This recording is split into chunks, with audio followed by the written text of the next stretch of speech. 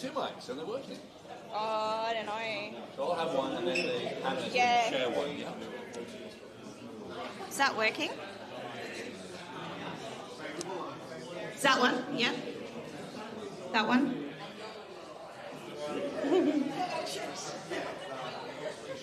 Love that. All right, I got a clicker. We got this party started. Good morning, everybody. Grab a seat if you haven't already. This is Morning Startup. This is the place. Get comfortable. Charlie doesn't bite. He promises. Come sit in the front row. Come on down. It's going to be really fun. Come. There's no heckling. Not for a panel, at least. All right, so Morning Startup. Tell us about Morning Startup. Oh, we've been here for 13 years. We are here every second Wednesday at 7:30 a.m. Rain, Hail or Shine. It was started by Dave and Scott. Dave has a meeting. Okay, and Scott is in Sydney. We're all founders, and we organize it for founders. This is lovely Erin from Stories Unseen. This is Nina from Made-Apt, and yeah, Dave has his own little thing. Are you representing your startup today, Nina? I sure am. So I am wearing a made-up dress. It was actually visualized by AI, but the art is indigenous art, and the royalties go to the artist as well, which is so exciting. It's part of my project. My startup is not as exciting or wearable as Nina's startup.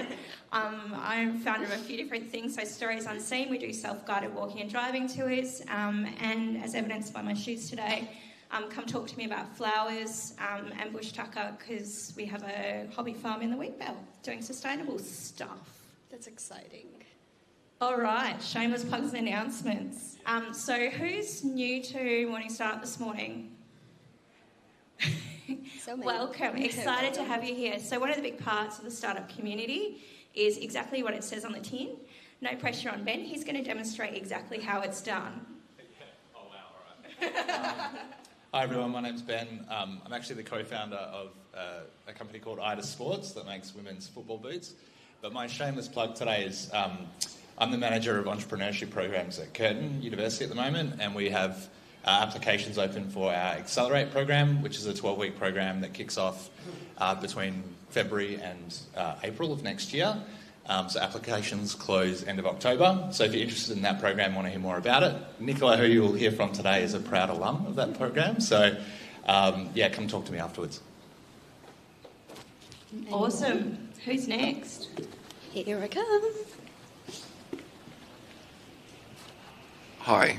While this is not my first time, last time I was at this meeting, they said, bring a friend. So I brought Derek, who codes on top of SAP.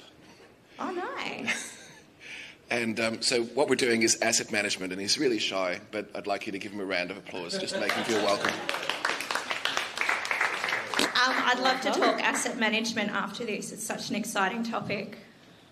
I'm serious. I'm not joking. It's thrilling. Anyone else? Oh, hey, Andrew. Hi everyone, my name is Andrew. I've been coming on and off for a long time. This is my first ever shameless plug. I've been working on a project called Twicker for a while. Twicker's mission is to get people sustainably active for life, which sounds really easy, but which isn't easy for a lot of people, and is, by the way, a very big health economics and public health problem.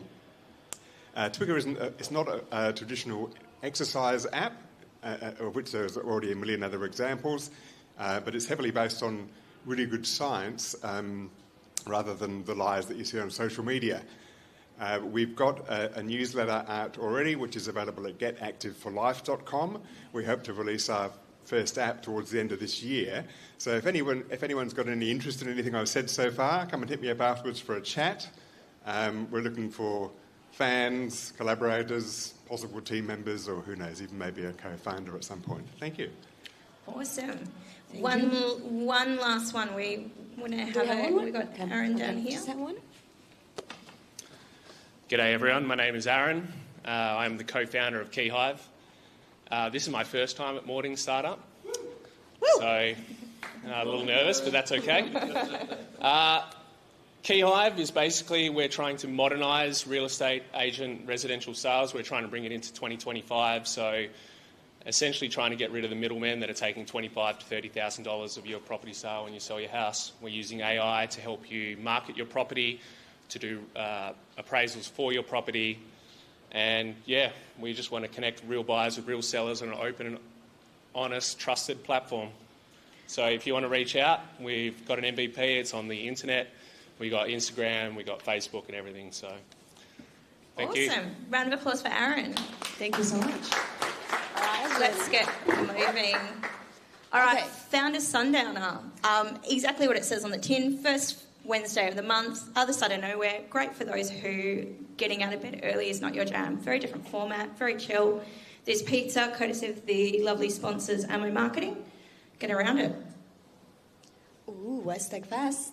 This is a really fun week, so general admission tickets are on sale now. I mean, I'm pretty sure that you can pitch your startup as well. There was an email going around. Is there anything else that you want to say? It's a speed round. Check out the website. Now, does anyone other than me understand what this is? Ooh, I understand it. All right, we're now live streaming. It took me a little while. Scott might be out selling, doing the founder stuff, but he lives on with us with his dad jokes. So we're live streaming to the regions, courtesy of the lovely people of Yes, I Can Pass the Test, even if the slide doesn't say. Thanks to the lovely people at Deed. See, look, pass the test. Deed do all kinds of amazing things, including the New Industries Fund.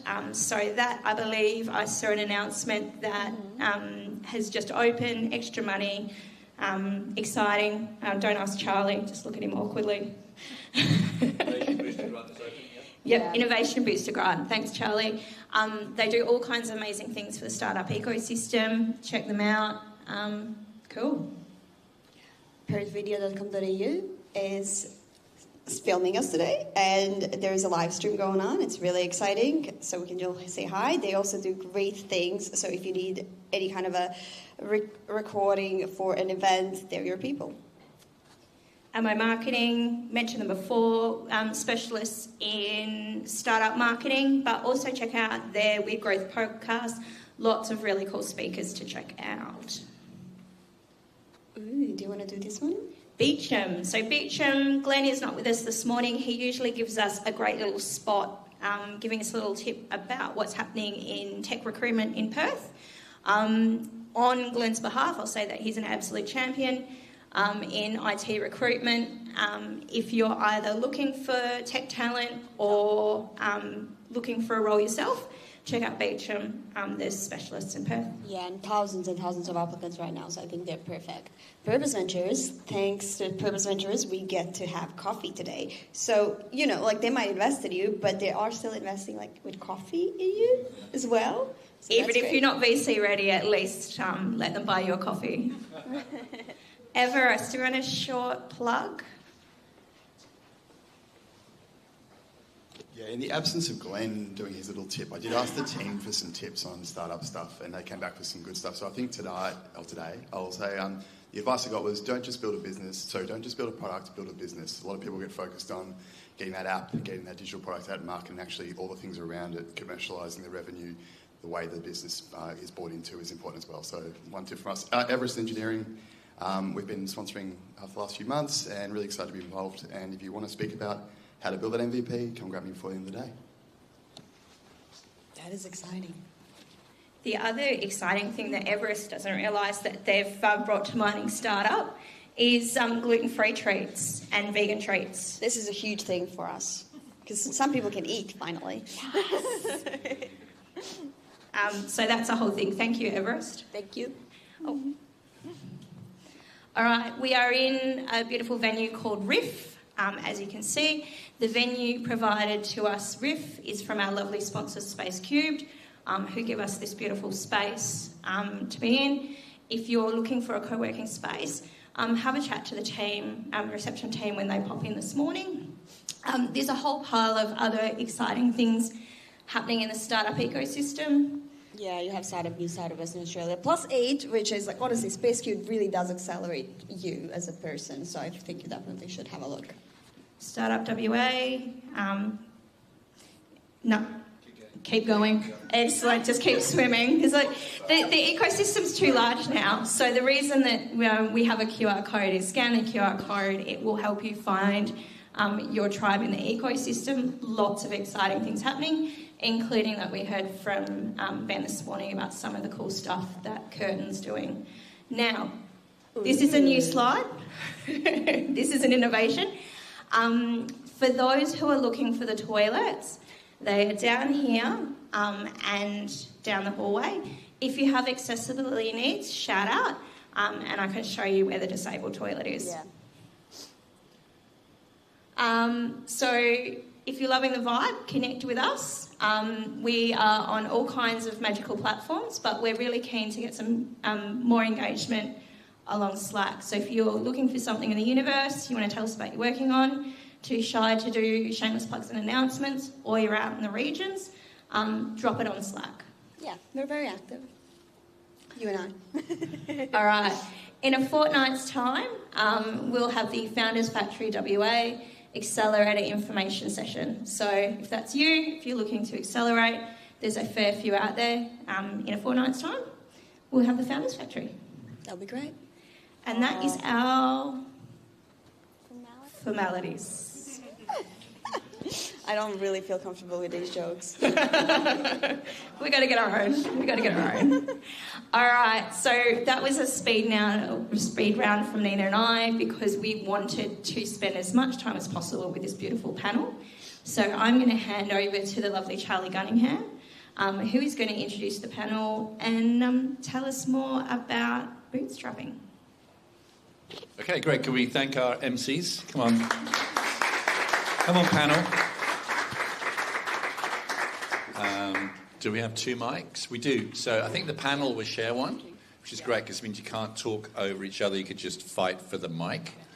And then there's lots of opportunities for you to talk. And please come down. Don't stand at the back. I know it's being TV'd, but don't be shy. Come on, including the sponsor. Come on. Come on, Mr. Engineering guy. Good. Nice to see you all. It's interesting to see how many turn up when over 100 it's sold out. They had to increase it to 120. So well done to those who turned up. My name's Charlie. I'm an old startup guy. This topic really interests me. A lot of startups seem to celebrate when they raise money, and that might not be necessarily a celebration, nor might it be great for your business. There are things that come with that. So how do you run a business without raising money? And that's the topic for today. So panel, can you introduce yourselves? Nicola, you've already got the mic, and a little bit about your business and yourself. And then we'll get into the bootstrapping talk. So what is your business and where are you at with it right now? Okay. Hi, everyone. I'm Nicola. So up here it says CEO of Tempo, but I did originally start a company called Still Me, done the Ignition programme at Curtin University, decided that as a single parent working full-time, my son was in before and after school care every day. I just thought, nah, something's got to change. I can't continue to work in the hospitals or in residential aged care. You know, childcare was a major issue for me. So I decided to start a wee business called Still Me. It was going to be a solo venture, just myself to get myself by to pay the mortgage and pay the car repayments. After Ignition, I got my first contract, which gave me 250 patients in Western Australia. So I had to very quickly try and find some staff. So that's grown massively now. So it's in nursing? It's in nursing. It's in the healthcare space. So we deliver a brokerage nursing service to home care providers in Perth. Right. That's been going for almost 4 years now. Right. We've generated a significant amount of revenue, and from that we're spinning out Tempo, which is now a digital platform for self-employed health professionals to find shifts and work that suit their lifestyle, if they want to work flexible, or if they're FIFO families that, you know, have to work a week on, week off. That's what we're doing. So Tempo is like the digital platform of It's the Still Me. digital of Still Me, yeah. Got it. Yeah. Excellent. So why have one startup when you're going to have two absolutely. simultaneously at the same time being a single Not man? recommended, Awesome. guys. David. Morning, everyone. I'm David, the co-founder of cogsflow. And just before I jump into our business, I want to give a massive shout out to this event. My co-founder Marcus is sitting halfway on the left side. We met at this event just on 2 years ago. So those shameless plugs that we start with aren't just pitch theatre or for show. That has been transformational for our business and for me individually. cogsflow supports e-commerce merchants as they buy inventory. So if you are running an e-commerce store and you need to load up on inventory and send a lot of money to a supplier in China or on the East Coast or something, our platform will give you a credit limit. We'll buy that inventory. It gets sent to you, so we don't touch it, and you pay us back as you generate cash. And we do that iteratively. We can have multiple cycles going. We support high growth ventures that have limited money but want to grow a lot. We're about 4.5 years in. We grew 6x in the last year, and I'm happy to talk about the successes and just follow me on LinkedIn. But I'm actually really interested in sharing kind of maybe more of the scary stories and how we've gotten here. So 4.5 years in, we had a near-death experience, well, 1, maybe 2 years in, and maybe, the other one tomorrow. But yeah, high highs, low lows, everything in between. And cogsflow stands for cost of goods sold flow. Cost of goods sold, cash flow, cogsflow. We squished the name. We're better at other things than naming things. No? But if you're an accountant, you would chuckle at that. So. Yeah. Amanda.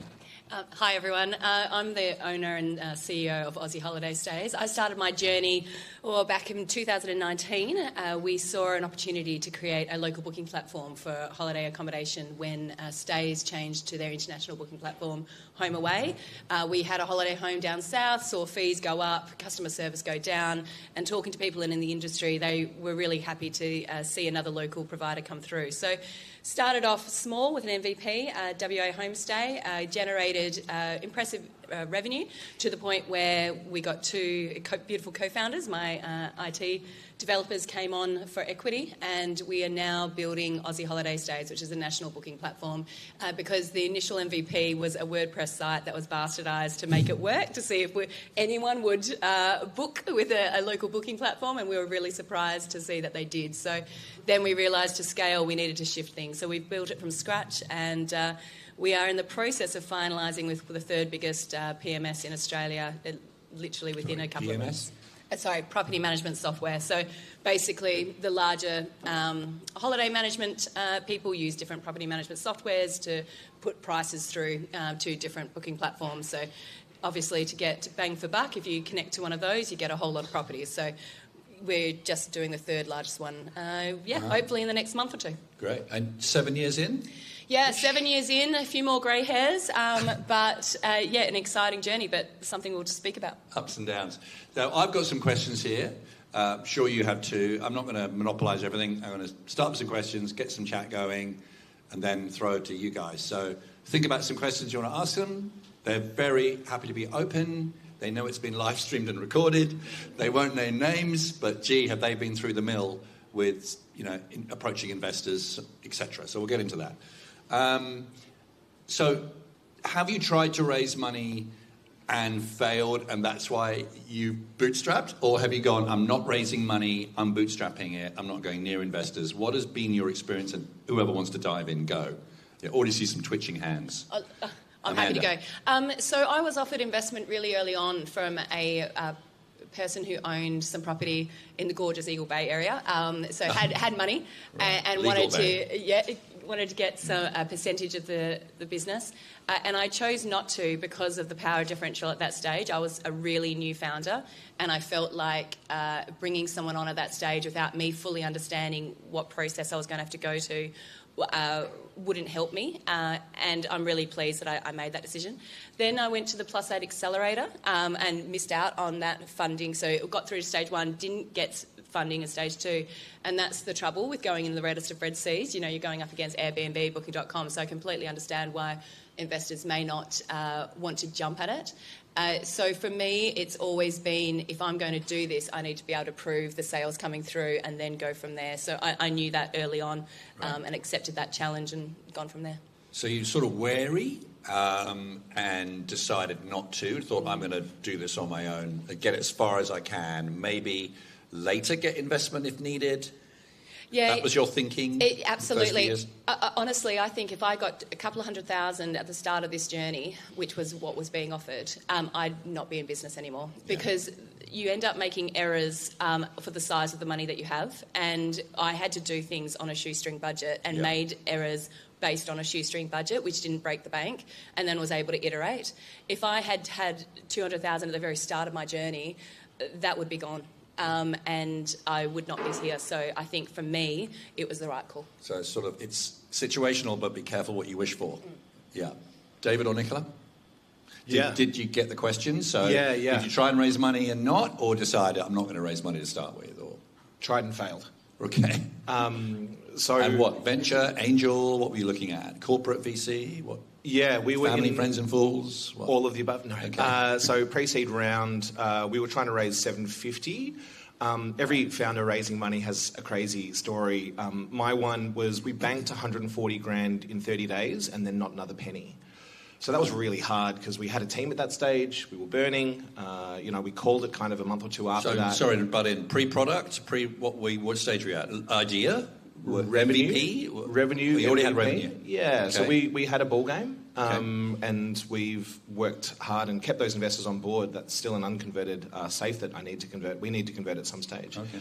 But that was really hard. We banked the money. We thought it was going to be great, and then it wasn't. So we pulled it pretty quick. We let go of the staff. I bought out my co-founder and had a come to the light moment on, hey, does this business deserve to exist? That's interesting. Why didn't the other investors who were part of a 750 round go, well, you haven't raised anything like what you said you're going to raise, I'm out, and pull back? Because they'd already put the money into our bank account. Okay. You'd already spent it? Kind of. Some of it. Okay. Wow. But that is a woo moment, right? Yeah, but I had a couple of advisors on for equity, and they kind of gave me the advice and said, hey, you kind of need to take a step back and say, acknowledge the loss, and then figure out, do you actually really want to do this business? Like, hey, if you were coming fresh to this idea in this business, would you buy this business knowing what it is and what it isn't? And that coincided with my wife and I moving to Perth. So I'm a Melbourne boy originally, but I've been here 2.5 years. We also went through +8 phase 1, not phase 2. So maybe this is a little alum panel as well. And again, that's the moment that met Marcus here almost 2 years ago. And we put our heads down and grew growth is fun when you compound it off a very low base, but it's grown a lot over the last 2 odd years. And so that's one of the inflection points and one of the growth stages. But we raised some debt to fund inventory transactions. Yes. And we kind of have to keep a distinction between operating costs and inventory costs because we're a wholesaler. That's the core part of our business. But no, I would count my equity raise as a failure, and we pivoted hard based on that. Yeah, and you're still doing debt finance because that's how you. Anyone wants to contribute debt to us, please let us know. 18 months, we pay cash distributions monthly. But for the purposes of a bootstrap startup, I've just come back from a fintech conference in Melbourne last week, people building neobanks and starting with a couple of $1 million out the door. That's not been our story at all. Right. And talk about the life of a founder. I mean, your wife, I think, is orchestra, and that's where you moved, right? There's only a certain number of jobs for orchestral performers in Australia, and that was the move from Perth. Yeah. From Melbourne to Perth. She's a violinist playing at Wazzo, so if you go and see Wazzo on stage, she'll be there. It's funny, because I have a commerce degree, but as a solo, self-employed contract worker, it's as if she's been running a small business for a lot longer than I have been as a salaried person. But we have found the Perth startup community phenomenal.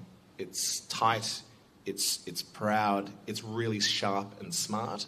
And I'd love to hear, today's about the three of us and bootstrapping generally, but I'm sure there are loads of stories in this room, and I look forward to hearing them over the next weeks. Great. Thanks, David. Nicola? I never wanted to raise, ever. Right. From the get-go, I was just maybe scared, I think is probably the word, to let people down. Yes. The pressure, I think, was also a thing, getting pressurised by other people. I wanted to be able to do it on my own terms, and that's why I started the business in the first place. With it being a service-based business, I was generating revenue from day one. Yes. So there wasn't actually... That's the still me bit. That's the still me bit, yeah. So we basically started generating revenue straight away, day one, and we were round about between 50 and 60% profit margin, so there was actually no need to raise, and I'm glad I didn't. Great. Yeah, I'm very glad Cash I didn't cow business raise. from day one. Yeah, Off we go. yeah. That's great. So, your first startup? Yes. And David, the same? You came from a consulting background, I think? First startup? Worked at a big consultancy and started my own consulting company. Yep. And this idea came out of that. So, yeah. And Amanda, first startup? I think you had a holiday home, staged one and stuffed it up when they got resold. I said that, you didn't. It's fine. Sue me. That's what became... You went, other people are experiencing this. I'm going to do something about it. Yeah, it was a napkin at a child play centre. We've got 3 kids, and my husband and I were just jotting out things on a napkin, and here we are. I'm fascinated by the genesis of these ideas, and at the end, I see lots of startups all day long. I saw a couple yesterday I'd never heard of, and I want to hear what's the customer problem. So, what was the customer problem that you were going out to solve? You went, I'm going to go and solve that, and this is how I'm going to solve it. So basically, the old stays model was a 10% commission rate, 7% for hosts, 3% for guests. And then when you go to Airbnb, you're looking at 22%, 23%, and the same with Booking.com, 17.5%, and stuff like that. You've also got the issue of there's been a really big push. I'm not sure how many people follow the short-term regulation, but Erin's waving the back there. But there's a really big push for only allowing registered properties to list on these booking platforms because of housing crisis and a number of different things. So from the very get-go, we were trying to ensure that we worked with local communities to only allow registered properties to list. So there was a number of different little things that the bigger multinationals just had their finger off the pulse a little bit in terms of customer service. There was also a lot of shame in terms of, or a lot of blame being put on hosts instead of, sometimes guests don't act appropriately in these houses. There was a number of things. There was a lot of dissatisfaction in the area about these international companies coming in and not necessarily giving the care. You got together with other owners of short-term accommodation and said, let's do our own platform. So I just said, look, would you be interested in doing this? And they were like, absolutely. We feel like the multinationals are taking us for a ride. And if you offer us a local alternative that is going to be good for our local communities, we want to be on that. David, the genesis of the idea, it's an interesting idea. It is a fintech, effectively, what you're doing. You're taking money here, giving it there, clip on the ticket on the way through, debt finance coming in, paying them back. How did that go? That's an interesting model. Do you want to pitch it? In my old consultancy... Now, this is where I have to declare that I'm actually a debt investor. And an advisor and a value advisor. So let's get out on the table. Well, I have pitched it. In our last consultancy, we worked with a lot of for-purpose organisations, so B Corps, fair trades, lots of people buying and selling stuff, and that's surprisingly hard. I think the mathematics is kind of high school and elementary, but there's just so many moving parts. I often joke that we have a business because there's in Xero, the bookkeeping platform, the terms of trade input box there is a text field. And we've worked really hard over Google Sheets for the first 4 years, and then on our own platform from 1st of July onwards. I'm going to stop you there. Did you actually hear that? So, I've known Marcus for a long time. He's built a lot of tech businesses. We have built this business, he says, on Google Sheets. We're only now, 4 years in? Yep. Building the tech. How many startups do I hear? They fall in love with their tech. They build the tech. They have no idea about customer or customer problem. You built the frigging thing to millions of revenue on Google Sheets. That was your tech. Wow. Isn't that an example for a lot of people? I'm seeing some nodding heads in the room. Yeah, Google Sheets, maybe Google Mail deserves a special mention there as well. But I really resonate with your comment earlier around like, hey, had we gone hard on tech early, we probably would have stuffed it up or we wouldn't be here. And if you'd raised money earlier, probably would have spent it on the tech, right? Yeah. So that's an alternate reality in the multiverse that we don't need to go down, but proud of where we are and where we're heading. Observe this problem is just, it's harder than it should be.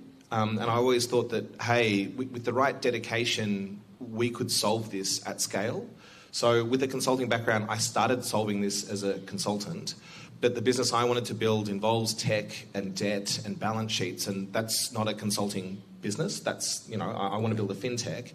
So kind of dragged it out and started from there. Great. Nicola? What was the question again? Forgotten. We got the idea.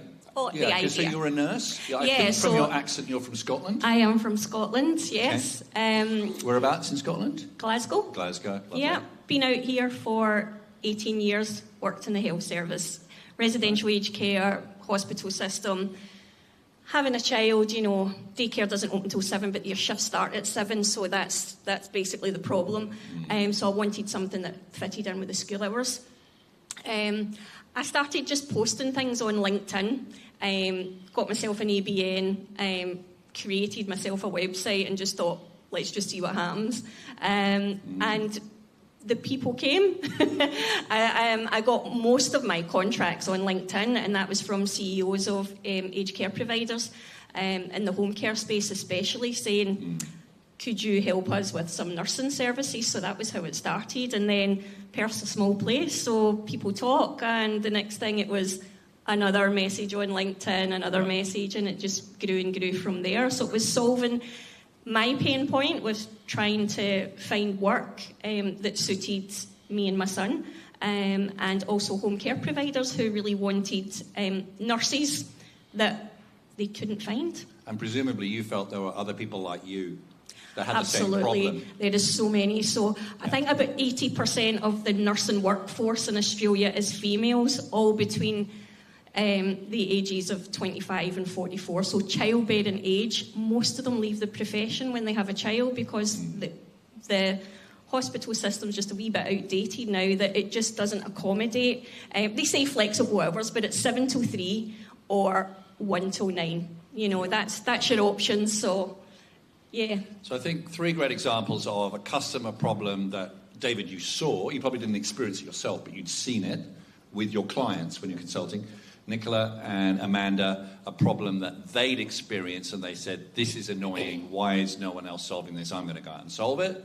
But at the core, a customer problem you saw, there's got to be a solution to this. I'm not going to walk past it. I'm going to see if I can solve it. Yes? Okay. Yep. So, back to investors. And this is not an investor bashing session. We need more investors. We need more angel investors. We started to see the growth of venture capital industry in WA at last, which is fantastic. State government, hats off to them. They put in $45 million to kickstart. Up to 7 venture capital firms are moving here.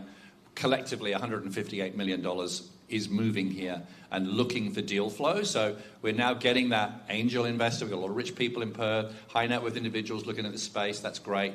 I've been in the space 25 years. I can tell you that has not always been the case. It's getting better. So with that proviso out the way, what are some of your warnings or learnings, dealings with investors in the early stage of your business? And that's got to be a jug of beer because someone's phone's gone off.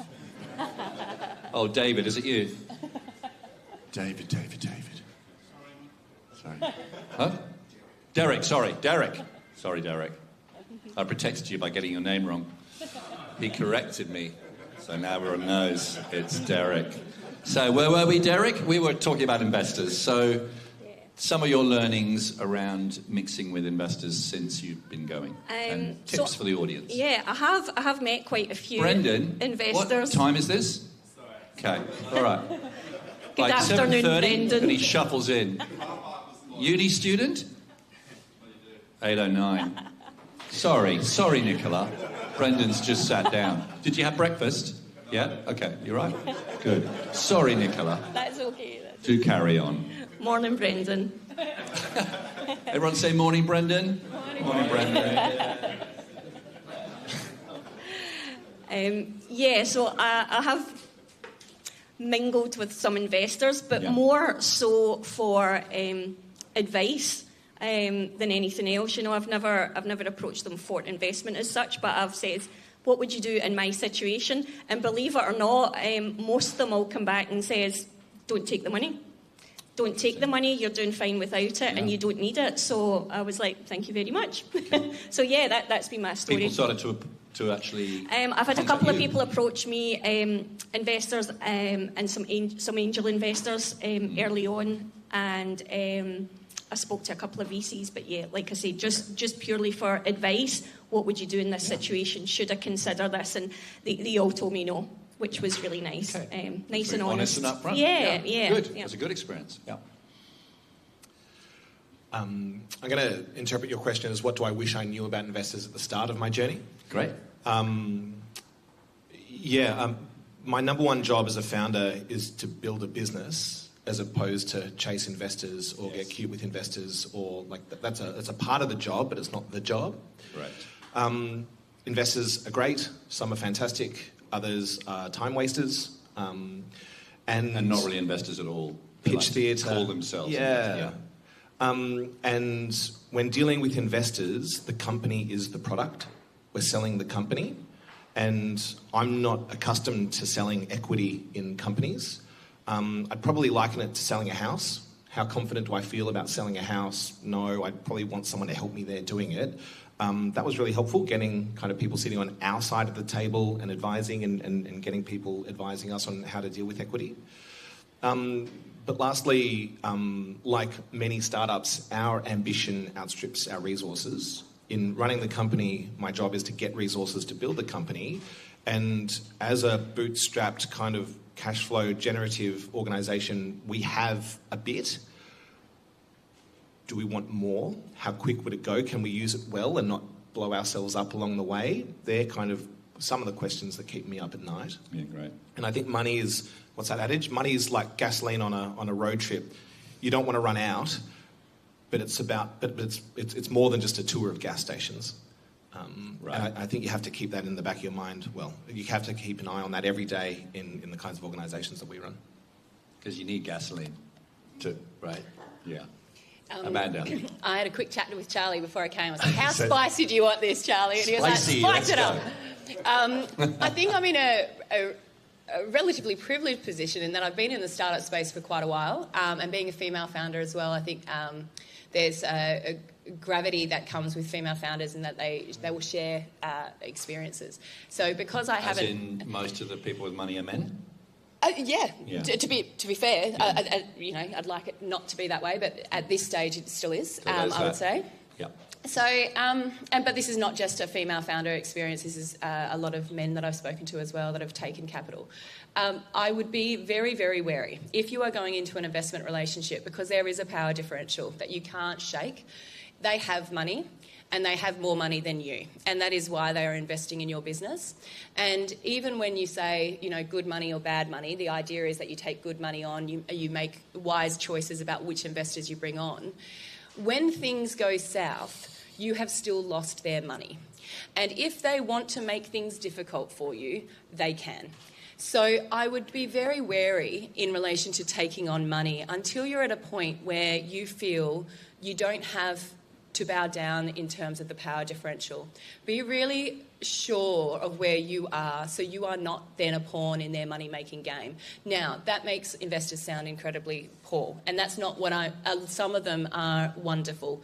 But I have heard so many stories from different founders where they've had really great relationships with their investors.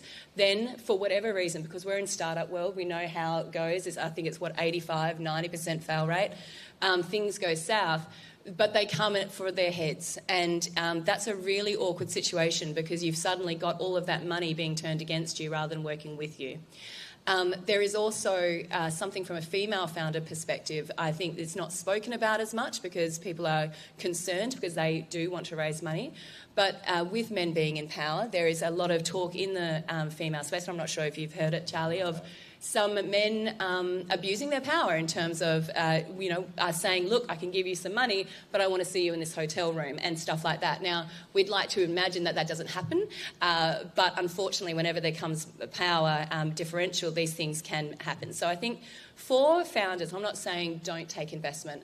It is an incredible opportunity if you can, if it's right for your business, but just be very wary about that power differential and how that might play into... And also, term sheets that stop you raising when a small amount's invested, but they have a clause there and you can't then build your business the way you want because you're caught by something. So I think just read the fine print. Get advice. And speak to the people that do. It's as much a job interview for them as it is for you. Don't feel like you accept any dollars. That would just be my word of advice after hearing many, many stories. Thanks for sharing that. I've got one more question and then I'd like to go to you guys, so be ready with your questions. Otherwise, we sit here awkwardly in silence looking at each other, which we can do, but it doesn't make great TV.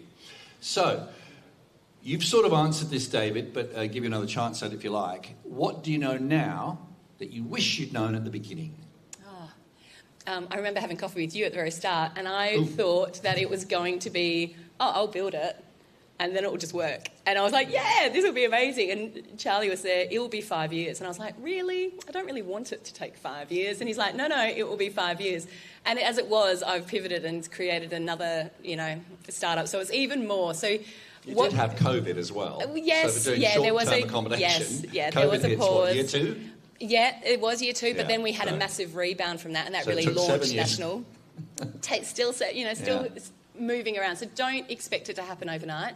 And some really great advice I think I was given by Space to Go boys.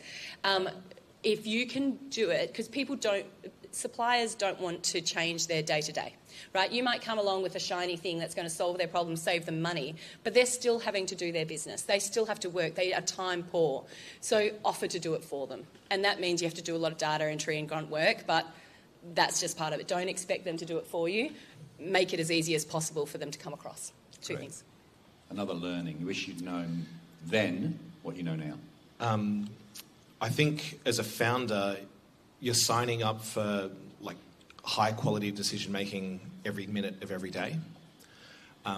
So the data that you get in, the feedback you get in, and the decisions that you need to make about which way to go, there are loads of one-way doors. There's loads of feedback that, do you dig in and stay resilient and stay the path, or no, do you pivot hard because that's not going to work?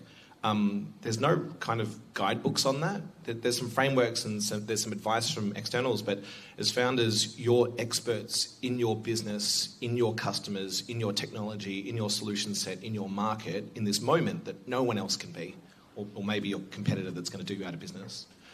And I think you have to love it.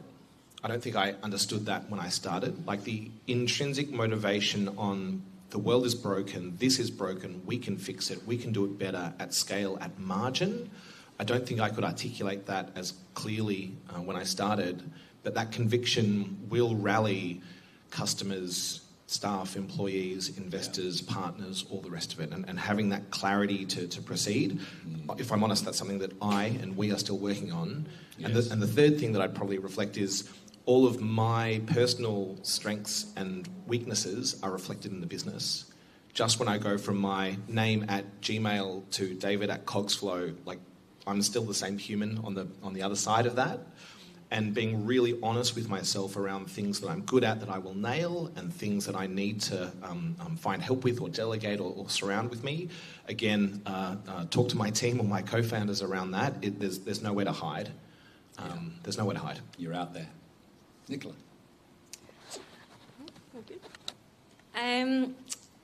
It's a bit of a hard one.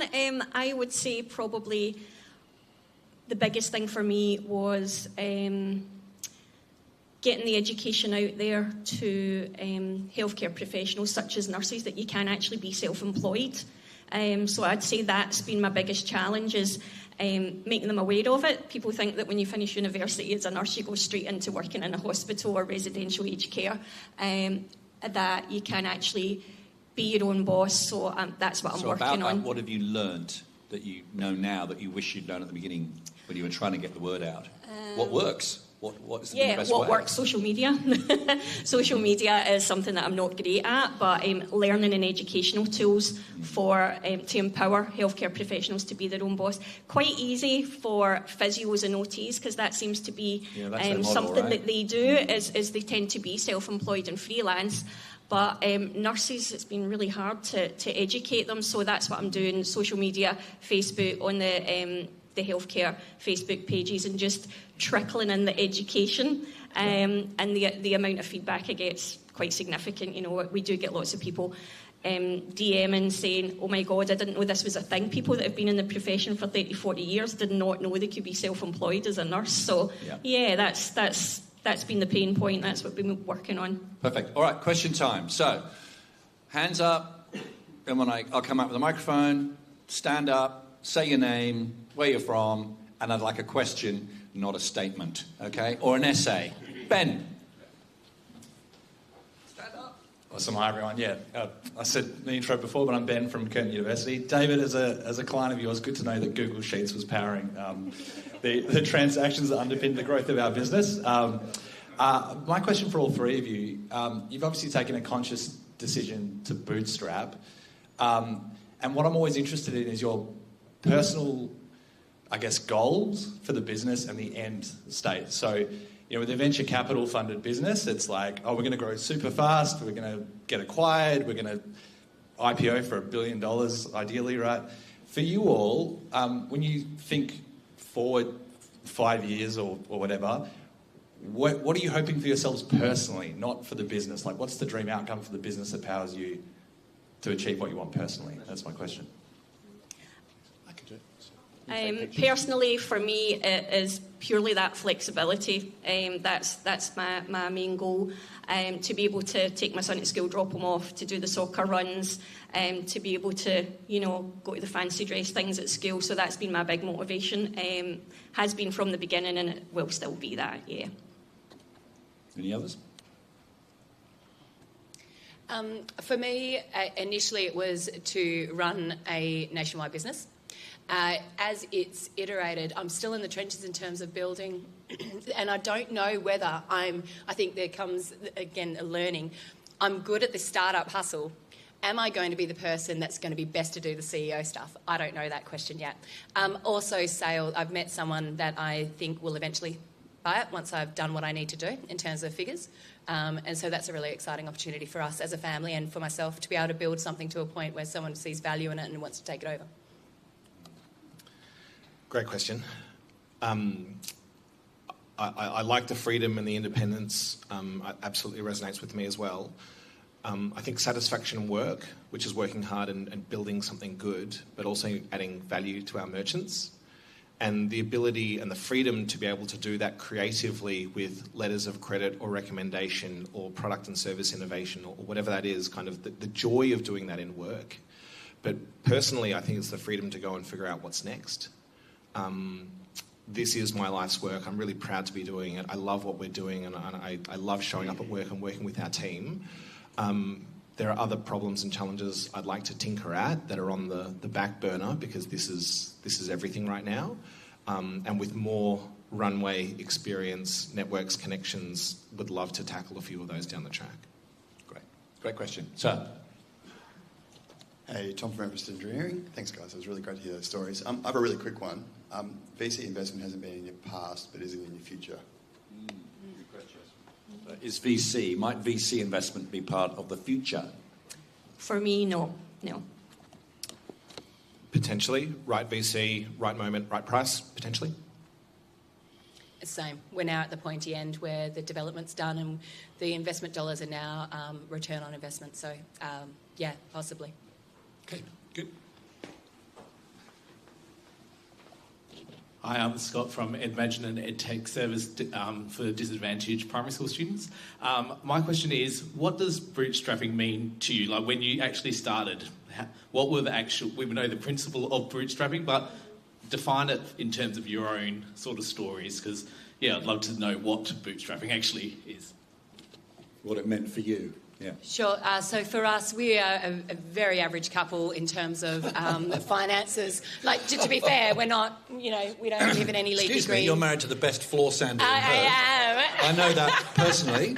He is pretty remarkable. Yeah. But, we've got 3 kids. We're a couple. And we had to do it without... I wasn't going to risk the house on it. So it was, how can I do this in a way that I'm not going to lose sleep over and we're not going to sink our ship? So it was finding ways to build without having to go into extraordinary debt. And so even though, like me, I'm a former teacher, in the early years of Aussie Home, I went out and taught, and you've done the same, yes. right? To keep things going. Having a business. All of my developers have a business on the side. This is not an easy slog in terms of we're all sitting and, doing this full time. You have to balance it. For a while, I was full time with the WA Homestay, but when I realised we were going to reiterate into a national, I knew what that was going to take, and I knew the time. So I was like, no, I need to have some other money coming through. So working alongside it, doing what you have to do to get it through the door. Yeah, that's what bootstrapping is to me. Again, great question. Let me kind of give you some startup platitudes and then tell you our story.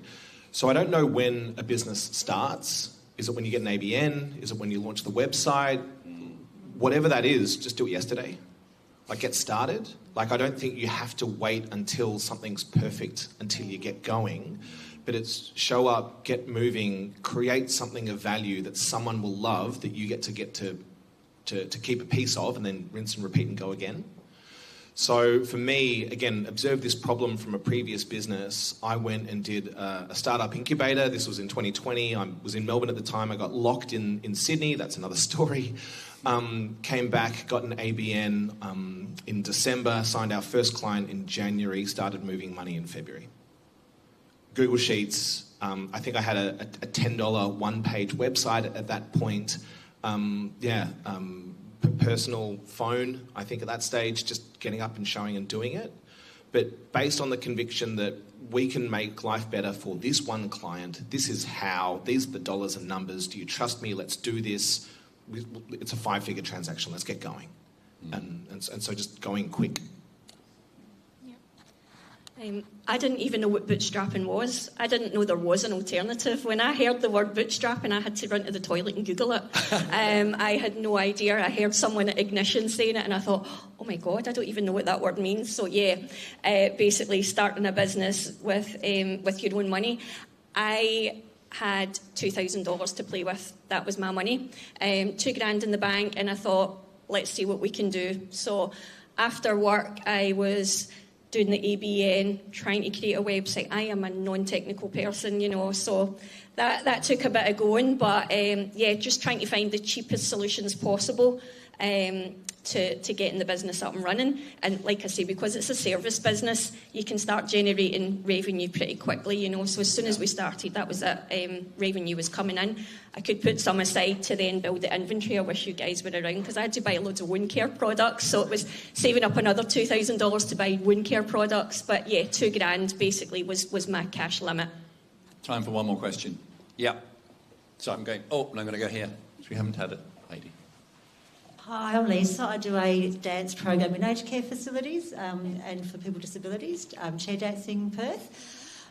I think, Nicola, you've explained this a little bit, but when you're bootstrapping your marketing in the beginning to get your clients initially, was it networking? You mentioned LinkedIn, which was really good for you. How did you go about that, initially getting your clients on bootstrapping? Yeah, so LinkedIn was probably my first thing. Somebody told me about it at Curtin University. Get yourself on LinkedIn. Every night I was in bed adding about 250 people a night. You can search CEOs, healthcare, directors in health, hospitals, and I was just click, adding them non-stop, and then just posting very honest posts, spelling mistakes and all. My grammar wasn't great, and I think just being really authentic about what you can do attracted the right people, and the CEOs then eventually reached out. And but LinkedIn, I would say, was my main source. Word of mouth. Do a good job. People will recommend you. Ask for recommendations. That's probably another thing that I wish I knew at the start. The product's important. The product is really important, but that's kind of the baseline. The really important part is distribution. So sales, marketing, distribution, we're kind of now at an inflection point where we have to redesign that and rebuild that because what got us here won't get us there. But being deliberate about that and even asking that question from day one is a really great skill. So hang on to that. I'm in a wonderful opportunity where it's a two-way marketplace, which is also why investors are a little bit concerned, because you have to find the hosts and then you've got to find the guests. So it's kind of two ways of marketing.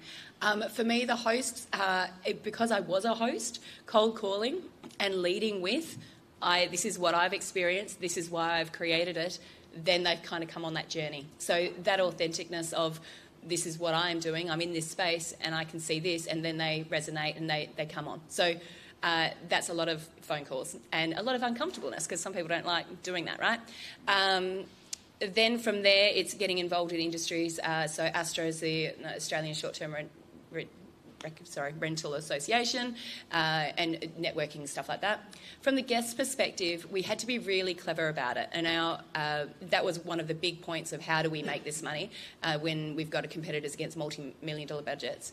And we had really breakthrough with the micromedia organisations, those 10 best ocean retreats, and so they would then have our properties on there, and we would work out a commission scheme where for every reservation made they would get a cut.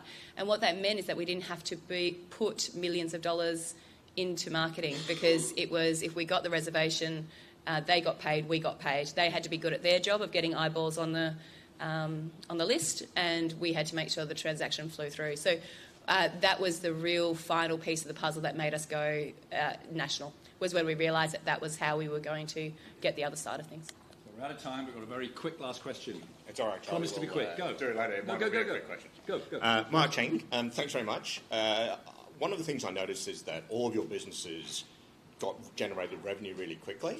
If knowing what you know now, if you had a new idea which required a chunk of capital up front, would you still bootstrap? Yeah, great question. I don't believe IT startups, as you might be the difference, but it is a hard slog. Like if you're saying about revenue straight away, yes, I was able to do an MVP and test it, but that still took a year to get up, and then we tested it from there. This build has taken almost 4 years to get to where it needed, because we're building something from scratch. We're connecting to a third-party code. So it's not a service industry. So it's not people walking in, I have to build a product before it can go. And for a national product, it has to be good. Like, I'm not dealing with, it has to be quick, it has to work. So, I still have managed to bootstrap that situation, but I tested it first, proved that we could get money through, got my developers on for equity, and that has allowed us to then go through this journey. But if I didn't have my developers on for equity, there's no way I would have been able to do this. Quick one, because we're out of time and the organisers are hovering. I think I'd question what you need the capital for. And so I just question the question. It's what do you need it for and what are you trying to do? Are you trying to build an interdimensional platform from day one that can handle, languages not yet considered? So for us, language, time zone, currency, where do we start? How do we build? Start where you start, do the best you can with what you have, level up and go again. That's what I would do. And that's a skill for a founder that we all need to figure out. Like, how far in advance are you planning the flag? What does it cost you to get there? What are you assuming? How much? What will break this? And how big do you need to be by which time you could just do it anyway? Should you throw tech at it? Should you throw humans at it? They're all the kinds of things, the questions I would ask, and getting answers pretty quick so you can move and get an answer and proceed from data, not proceed from a PowerPoint. That's what I'd want to do. For me, I just worked harder to generate more revenue to be able to build the tech platform for the second business. So, working a wee bit harder, generating that, and still bootstrapping. I did find I didn't need the hundreds of thousands of dollars to build an app. I found a company in America that done it on a no-code platform, and it's a monthly subscription, so significantly less. So I pay about $1,500 a month, which I think is really good, from a company called Blaze Tech, which was recommended by Bill Tai. And they basically built the app for me in 6 weeks. So it's up and running. If I ever need any tech advice, I get in touch with them. I can pay them a couple of $100 to get a developer. So it's a very different way of doing it, but it works for me. So, yeah. Thank you for those questions. Thanks for the wonderful honesty and openness. And also, one of these people had a major operation in the last 7 days, and they're still here on stage. So can we thank the panel? Fantastic. Back to you. Can we also give a round of applause to Charlie for bringing the panel together? Thanks, Charlie. Thank you so much. That was so special. Thank you. And thanks to community. So that bootstrapping panel came out of a survey that we did months ago. So it really highlighted that there is a strong interest in talking about bootstrapping. So for those who are new to Morning Startup, just a few other extra housekeeping things. You will have seen people wandering around with coffee cups from Zoe Zaza's.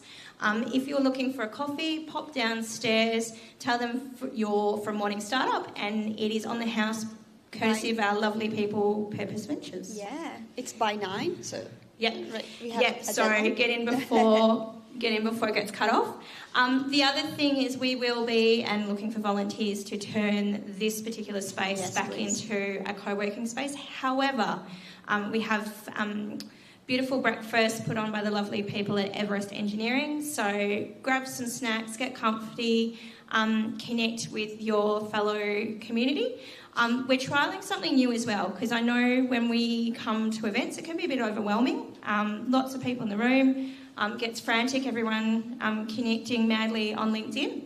So if you're like, crap, this is way too much for me, this is not my vibe, we also have more of a quiet zone over in the kitchen. So if you're like, this is too much peopling for me, feel free. We've popped some silly putty out there, just if a whole roll of people is just freaking you out, just is a quiet zone for you as well. It's really interesting to see how many people end up in the quiet zone. Might be busier over there. You can tell I'm an imaginary consultant by trade, can't you?